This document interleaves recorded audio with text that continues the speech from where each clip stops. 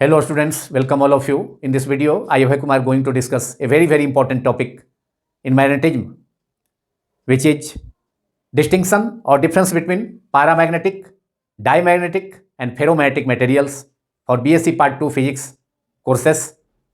In lecture number 4 of the section Electrostatics and Magnetism. First of all,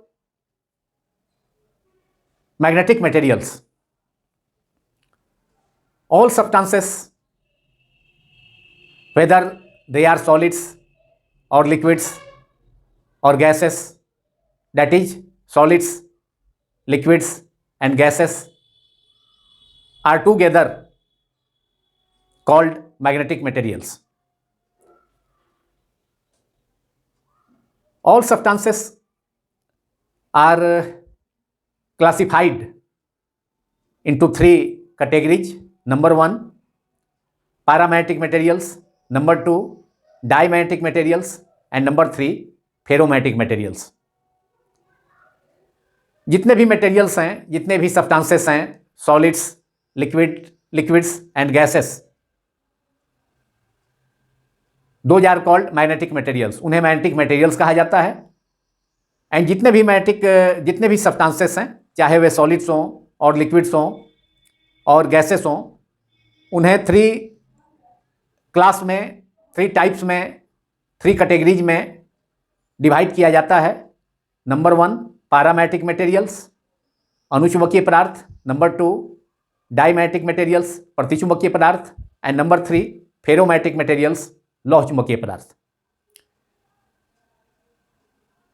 Now we have to distinguish between paramagnetic, diamagnetic and ferromagnetic materials. अब हम लोग 3 types के substances और materials, paramagnetic materials, diamagnetic materials and ferromagnetic materials के बीच distinction और difference, अंतर को जानेंगे. Number 1, paramagnetic materials are weakly attracted by a magnet. That is, paramagnetic materials are weakly magnetized along the direction of the external magnetic field. जब paramagnetic material को किसी magnet के नज़दीक रखा जाता है तो पैरामैग्नेटिक मटेरियल्स उस मैग्नेट की ओर हल्के ढंग से स्लाइटली अट्रैक्टेड होते हैं, आकर्षित होते हैं. Examples of paramagnetic materials are platinum, aluminium, chromium, manganese, copper sulphate, liquid oxygen, oxygen gas and salts of iron and nickel, etc. Now, diamagnetic materials are slightly or weakly repelled by a magnet. That is diamagnetic materials are magnetized weakly in the opposite direction of the external magnetic field. जब किसी diamagnetic material को किसी bar magnet के नज़दीक रखा जाता है तो वह डायमैग्नेटिक मटेरियल हल्के ढंग से रिपेल होता है, विकर्षित होता है. डायमैग्नेटिक मटेरियल में डाइपोल्स नहीं होते हैं, लेकिन एक्सटर्नल मैग्नेटिक फील्ड में रखे जाने पर डायमैग्नेटिक मटेरियल्स में डाइपोल्स इंड्यूस्ड होते हैं. इस प्रकार diamagnetic material external magnetic field के अपोजिट डायरेक्शन में बहुत ही वीकली मैग्नेटाइज होता है, क्योंकि मैग्नेट के द्वारा हल्के ढंग से रिपेल हो जाता है. Examples of diamagnetic materials are gold, Au, silver A G, copper, C U, zinc, lead, bismuth, mercury, quartz, glass, water, air, hydrogen gas, helium, nitrogen gas, etc. That is, dimatic materials are found in all three states, that is solids, liquids and gases. Paramatic materials are also found in all three states, that is solids, liquids and gases. Paramatic material and dimagnetic materials दोनों solids, ठोस, liquids, द्रव and gases, gas के form में उपस्थित होते हैं, present हैं. Now in ferromatic material, for ferromatic materials, these materials, that is ferromatic materials, are strongly attracted by a magnet. That is, ferromatic materials are strongly magnetized along the direction of the external magnetic field. जब फेरोमैटिक material को किसी magnet के नज़दीक रखा जाता है तो वह फेरोमैटिक मटेरियल स्ट्रांगली, शक्तिशाली ढंग से उस मैग्नेट की ओर अट्रैक्ट हो जाता है.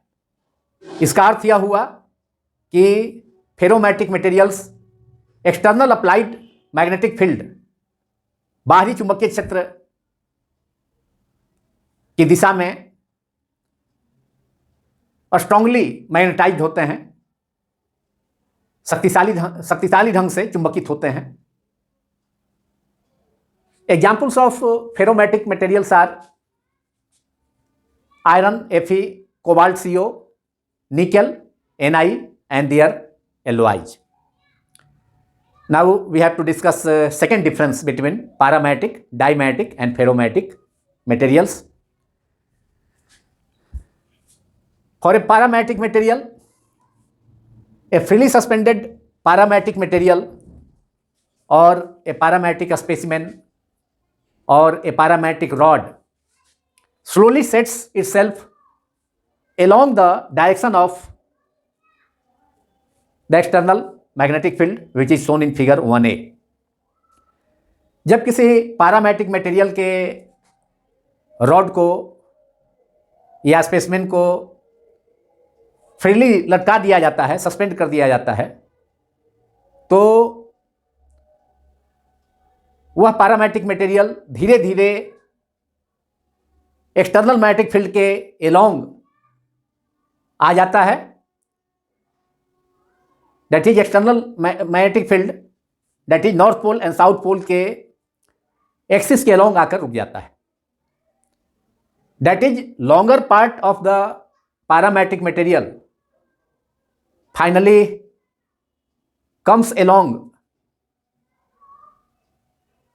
the direction or axis of the external, along the direction of the external magnetic field, जिसे फिगर 1a में रिप्रेजेंट किया गया है. Now for a dimatic material, point 2 is a freely suspended dimatic rod or a dimatic specimen slowly sets itself normal to the direction of external magnetic field. जब किसी डायमैटिक material के rod को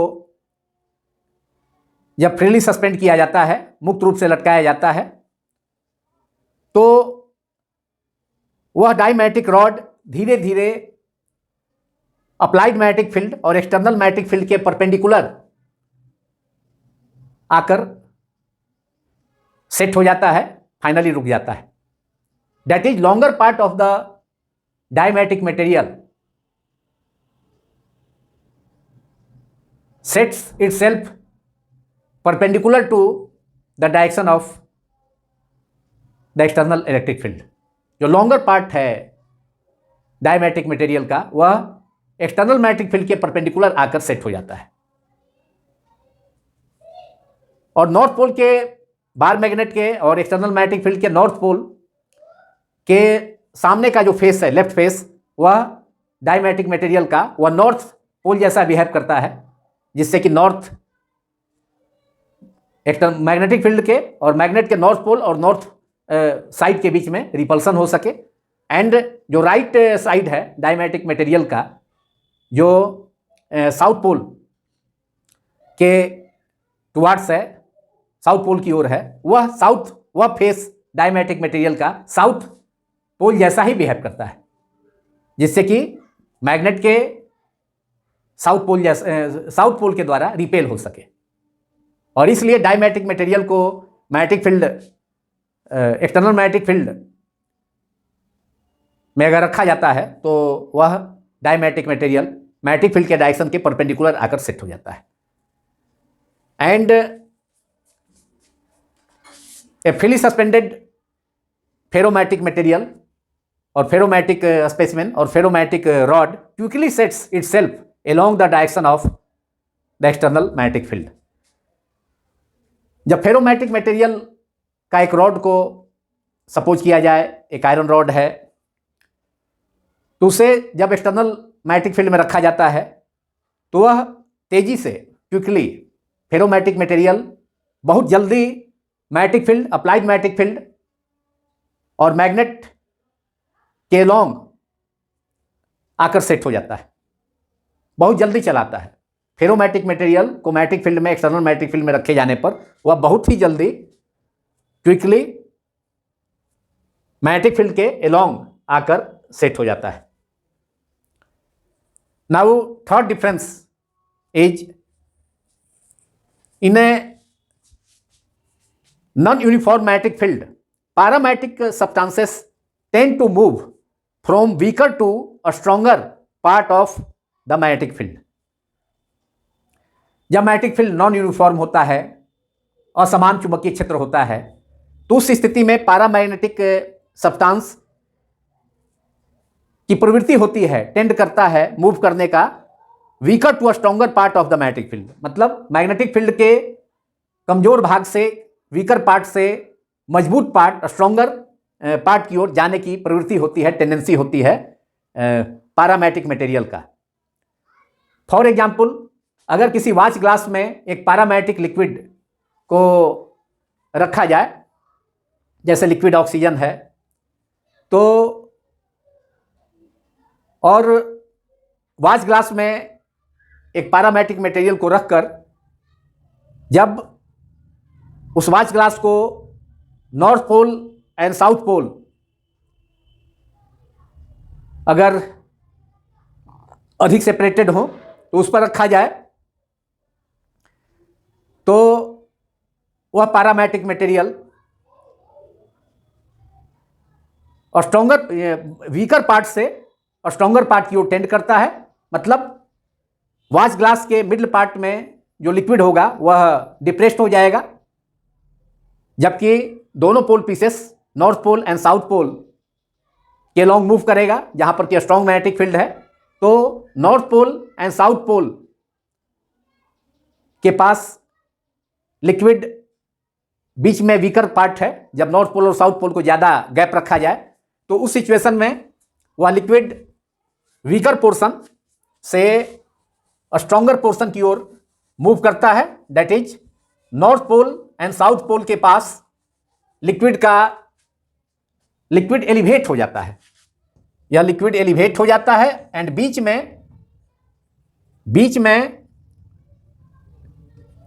में depressed हो जाता है। ये लिक्विड है, ये एलिवेट हो जाएगा और मिडल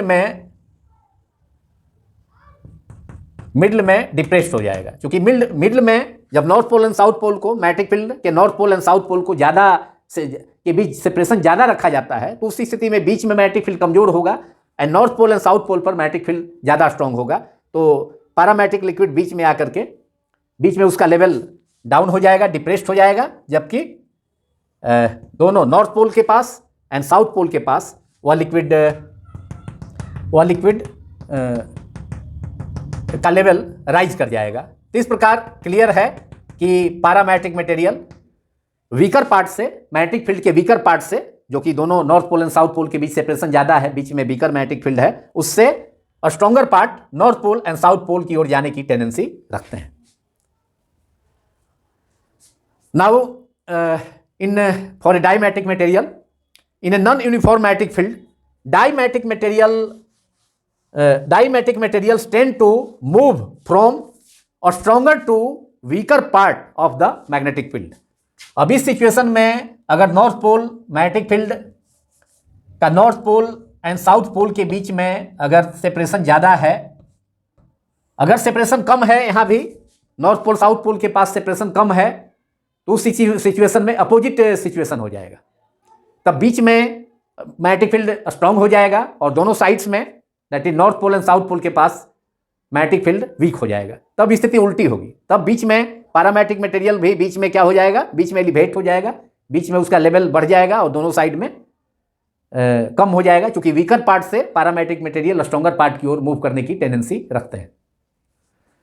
तो यहाँ पर भी अगर एक्सटर्नल मैग्नेटिक फील्ड में north pole and south pole के बीच का अगर सेपरेशन ज़्यादा है और अधिक है और किसी डायमैग्नेटिक मटेरियल को रखा जाता है, जैसे कि वाटर है, तो उस बाच ग्लास में वाटर को रख करके अब इस सिस्टम को north pole and south pole पर रखा जाए, तो उस सिचुएशन में चूँकि डायमैग्नेटिक मटेरियल मैग्नेटिक फील्ड के स्ट्रॉन्गर पार्ट से वीकर पार्ट की ओर जाने की टेंडेंसी रखते हैं, तो स्ट्रॉन्गर पार्ट यहाँ north pole and south pole के पास है। चूँकि north pole and south pole के बीच में सेपरेशन अधिक है, सफिशियंट है, तो उस स्थिति में बीच का जो पार्ट है वह हो जाएगा, बीच का पार्ट मतलब north pole and south pole के बीच जो खाली जगह है वहाँ कमजोर वीक मैग्नेटिक फील्ड होगा, and north pole and south pole के पास मैग्नेटिक फील्ड स्ट्रॉन्ग होगा। तो चूंकि डायमैग्नेटिक मटेरियल स्ट्रॉन्गर पार्ट से मैग्नेटिक फील्ड के स्ट्रॉन्गर पार्ट से वीकर पार्ट की ओर मूव करने की टेंडेंसी रखते हैं, इसलिए अब लिक्विड का जो लेवल है वह बीच में, मतलब जहाँ पर कि north pole and south pole के बीच में जहाँ पर कि मैग्नेटिक फील्ड वीक है वहाँ पर रेज हो जाएगा, वहाँ पर लिक्विड का जो लेवल है वह ज़्यादा हो जाएगा, जबकि north pole and south pole के पास जो वहाँ डिप्रेस हो जाए, वहाँ लिक्विड क्या हो जाएगा, डिप्रेस हो जाएगा, जबकि बीच में मिडल में लिक्विड के लेवल का लिक्विड जो है एलिवेट हो जाएगा, एलिवेशन हो जाएगा लिक्विड का। तो इस प्रकार हम देखते हैं कि इस प्रकार यह क्लियर है कि diamagnetic material strong magnetic field से वीक मैग्नेटिक फील्ड की ओर जाने की टेंडेंसी रखते हैं। एंड नंबर 3 मतलब third difference for ferromagnetic materials, तो ferromagnetic materials move from weaker to a stronger part of the field. Ferromagnetic material चूंकि सॉलिड फॉर्म में ही पाया जाता है, तो अगर किसी फेरोमैग्नेटिक मटेरियल को पाउडर कर दिया जाए, महीन पाउडर बना दिया जाए फेरोमैग्नेटिक मटेरियल को, और उस fine powder of a ferromagnetic specimen को अगर किसी बाच ग्लास में रखा जाए और north pole and south pole magnetic field के बीच सेपरेशन ज़्यादा हो, तो बीच में मैग्नेटिक फील्ड कमज़ोर होगा और साइड में मतलब north pole and south pole के पास मैग्नेटिक फील्ड स्ट्रांग होगा। तो फेरोमैग्नेटिक मटेरियल फिर उस सिचुएशन में पैरामैग्नेटिक मटेरियल ही जैसा बीच में जो फेरोमैग्नेटिक मटेरियल का पाउडर है वह डिप्रेस हो जाएगा और दोनों साइड्स में नॉर्थ पोल के पास एंड साउथ पोल के पास फेरोमैग्नेटिक मटेरियल के पाउडर का एकुमुलेशन हो जाएगा, मतलब उसका वह राइज कर जाएगा, वह एकुमुलेट कर जाएगा, मतलब वीकर जो पार्ट है जो कि मिडल में है उससे स्ट्रॉन्गर पार्ट की ओर दैट इज पोल्स की ओर फेरोमैग्नेटिक मटेरियल भी मूव करने की टेंडेंसी रखते हैं। तो इस प्रकार paramagnetic material and ferromagnetic material का नेचर एक जैसा है, जबकि डायमैग्नेटिक मटेरियल का नेचर अपोजिट है। ये फेरोमैग्नेटिक मटेरियल में भी वही सिचुएशन होगा कि अगर north pole and south pole के बीच सेपरेशन ज़्यादा है तो फेरोमैग्नेटिक मटेरियल का जो पाउडर होगा वह बीच में जो दोनों साइड में एलिवेट हो जाएगा north pole and south pole के पास, क्योंकि वीकर जो पार्ट है बीच में है north pole and south pole के बीच में सेपरेशन थोड़ा ज़्यादा रखने पर, तो फेरोमैग्नेटिक मटेरियल मूव करेगा वीकर पार्ट से स्ट्रॉन्गर पार्ट की ओर, इसलिए दोनों साइड में मतलब नॉर्थ एंड साउथ पोल के पास वाच ग्लास में जो मटेरियल है उसका एक्यूमुलेशन ज़्यादा हो जाएगा फेरोमैग्नेटिक मटेरियल के पाउडर का, और बीच में मिडल में उसका वह डिप्रेस हो जाएगा, मतलब फेरोमैग्नेटिक मटेरियल वीकर पार्ट से मूव कर गया स्ट्रॉन्गर पार्ट में, दोनों साइड में, north pole and south pole के साइड में.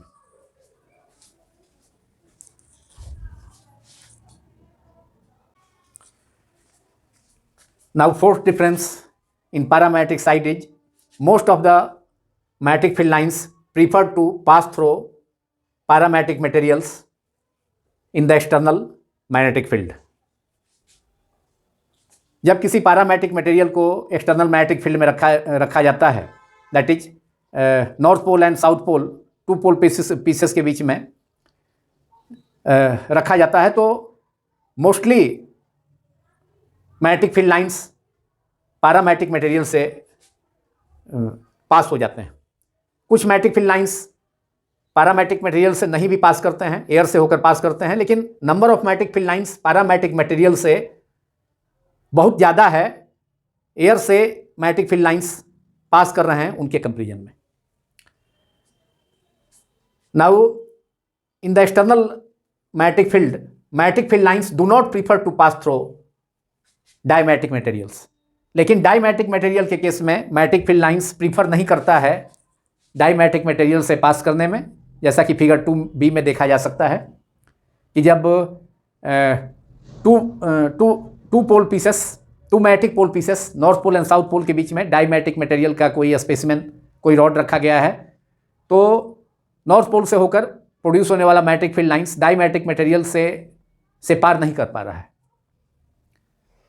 एयर से होकर के पास कर रहा है. डायमैग्नेटिक मटेरियल के बाहर एयर से होकर के नॉर्थ पोल से प्रोड्यूस होने वाले मैग्नेटिक फील्ड लाइंस पास कर रहे हैं.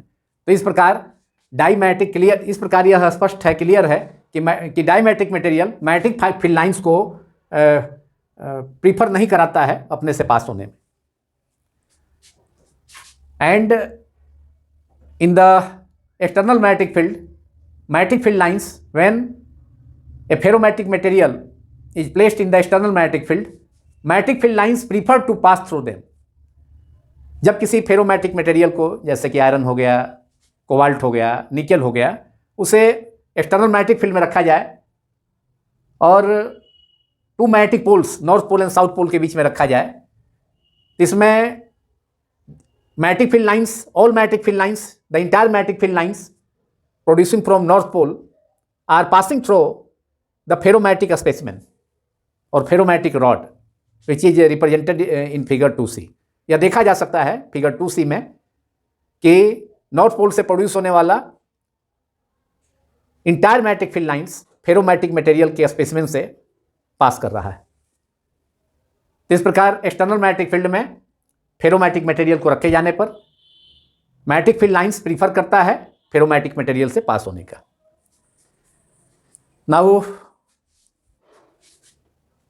Point 5 in paramagnetic side, if a paramagnetic liquid is filled in a U-tube and one limb of the U-tube is placed between the pole pieces, that is north pole and south pole of an electromagnet, then the liquid in that limb rises up, which is placed between two pole pieces, north pole and south pole of an electromagnet.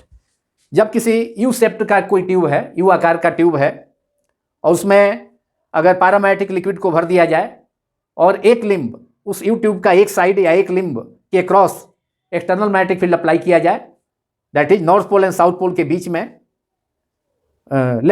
Suppose किया जाए left limb को रखा जाए जिसमें कि paramagnetic liquid भरा हुआ है, तो उसका लेवल, लिक्विड का लेवल उस लिम्ब में जो कि मैग्नेटिक पोल पीसेस के बीच में रखा हुआ है, north pole and south pole के बीच में, तो उसका पैरामैग्नेटिक लिक्विड का लेवल राइज कर जाएगा दूसरे जो राइट लिम्ब इसका है, जो राइट लिम्ब है यूट्यूब का, उसके कंपेरिजन में जिसके क्रॉस मैग्नेटिक फील्ड अप्लाई नहीं है. And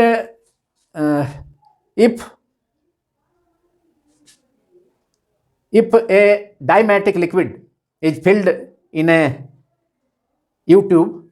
U-shaped tube, and if the left limb of the tube is placed across the left end of the U-tube, external magnetic field is applied, that is the left limb is kept between two pole pieces, that is north pole and south pole of an electromagnet, then liquid level in that limb is depressed. जो right side में limb है YouTube का, उसमें डायमैटिक liquid का जो level है उसके comparison में लेफ्ट लिम्ब यूट्यूब का, जिसके क्रॉस मैग्नेटिक फील्ड अप्लाइड किया गया है, तो उस लिम्ब में, लेफ्ट लिम्ब में डायमैटिक लिक्विड का लेवल डाउन हो जाएगा उसके अदर लिम्ब के कंपेरिजन में। जबकि पैरामैटिक मटेरियल के केस में पैरामैटिक लिक्विड का लेवल राइज कर गया था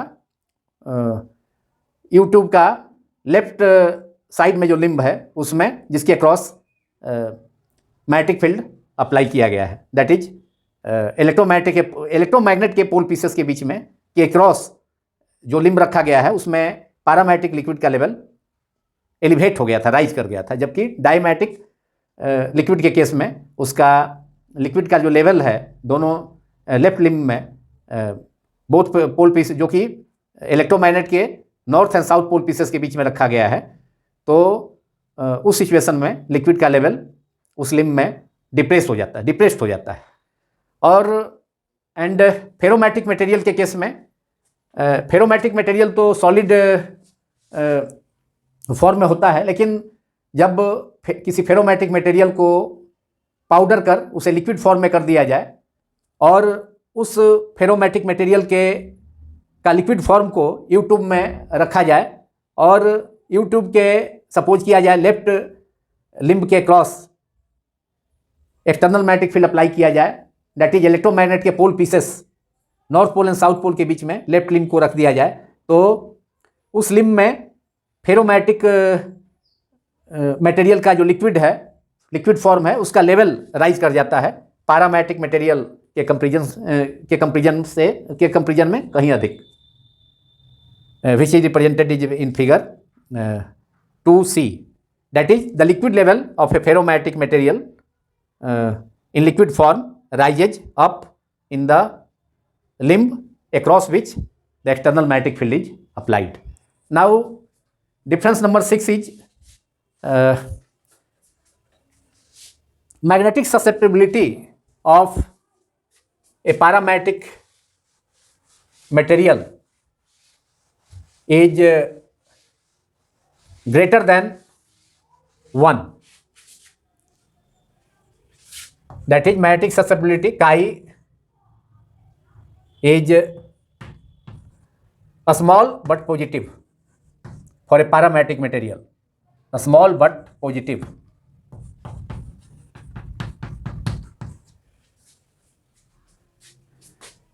Magnetic susceptibility of a dimagnetic material is negative.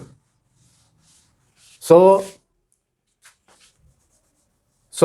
chi, that is symbol of magnetic susceptibility.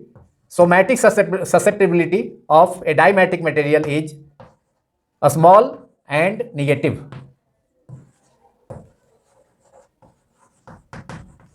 But magnetic susceptibility of a ferromagnetic material is large,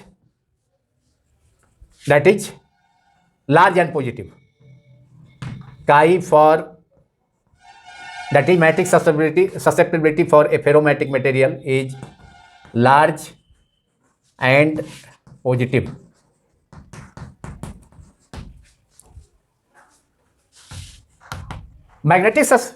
Now difference number 7 is, point 7 is, magnetic susceptibility of a paramagnetic material decreases with temperature, that is inversely proportional to temperature, that is chi is the symbol of magnetic susceptibility. So magnetic susceptibility of a paramagnetic material is inversely proportional to absolute temperature, capital T, and it is called Curie law. That is temperature बढ़ने पर paramagnetic material की magnetic susceptibility घटती है, decrease करती है. It is called Curie law, that is chi inversely proportional to 1/T. But diamagnetic material की magnetic susceptibility पर temperature का कोई प्रभाव नहीं पड़ता है. That is magnetic susceptibility of a diamagnetic material which is small and negative but it is independent of temperature. That is chi, that is magnetic susceptibility, symbol is chi, is independent of temperature. That is magnetic susceptibility of a dimatic material is independent of temperature. And magnetic susceptibility of a ferromatic material also decreases with increase in temperature, and below a particular temperature which is called Curie temperature, the ferromatic material behaves as a paramatic material. So for a ferromatic material, magnetic susceptibility also decreases with increase in temperature. That is chi varies as 1 by T. That is Curie law is obeyed in this case also for a ferromatic material. And above a particular temperature which is called Curie temperature, a ferromatic material behaves as a paramagnetic material. Now permeability of a paramagnetic material is positive and large, that is greater than 1, that is mu, which is the symbol of permeability, is greater than 1. It is positive and large for a paramagnetic material. Large, mu is large and positive for a ferromagnetic material. For a paramagnetic material. For a paramagnetic material, magnetic permeability is large and positive, that is mu is greater than 1. For a dimatic material, magnetic permeability is small but positive. So for a dimatic material, magnetic permeability is small but positive. But magnetic susceptibility of a dimatic material is small and negative, as we have already discussed in point 6. So mu is small but positive. Permeability of a dimatic material is small but positive. And number 8 point is for ferromatic material is magnetic permeability of ferromatic material is very large. It is very large, that is mu is much greater than 1. Mu double greater sign यहाँ use किया गया है. Mu is the symbol of magnetic permeability, which is very large for a ferromatic material. So mu is much large, much greater than 1 or too much greater than 1. तो mu double greater का sign है is 1. Paramagnetic last difference is paramagnetic materials do not exhibit hysteresis.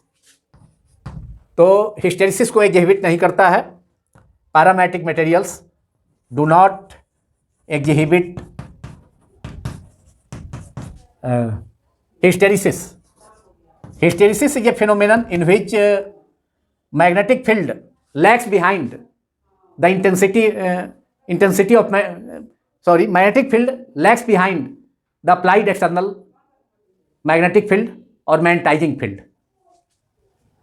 When the external magnetic field is removed, then when H becomes 0, applied external magnetic field becomes 0, but magnetic field does not become 0. So magnetic field lags behind the applied external magnetic field or magnetic field intensity or magnetizing field. So this phenomenon in which magnetic field lags behind the applied external magnetic field or magnetizing field for a ferromatic material is called hysteresis.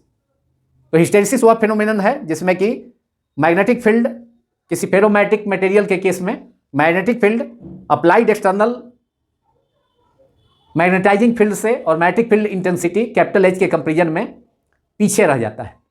जब magnetic field का value जब applied external magnetic field और magnetising field और magnetic field intensity H का value 0 हो जाता है, तो उस सिचुएशन में भी मैग्नेटिक फील्ड B का वैल्यू 0 नहीं होता है। इसका अर्थ हुआ कि magnetic field capital B for a ferromagnetic material, for a ferromagnetic specimen lags behind the external magnetising field और magnetic field intensity which is called hysteresis. So paramagnetic materials do not exhibit hysteresis. Dimagnetic materials also do not exhibit hysteresis. So point number 9 is, that is difference 9 is, dimagnetic material do not exhibit hysteresis,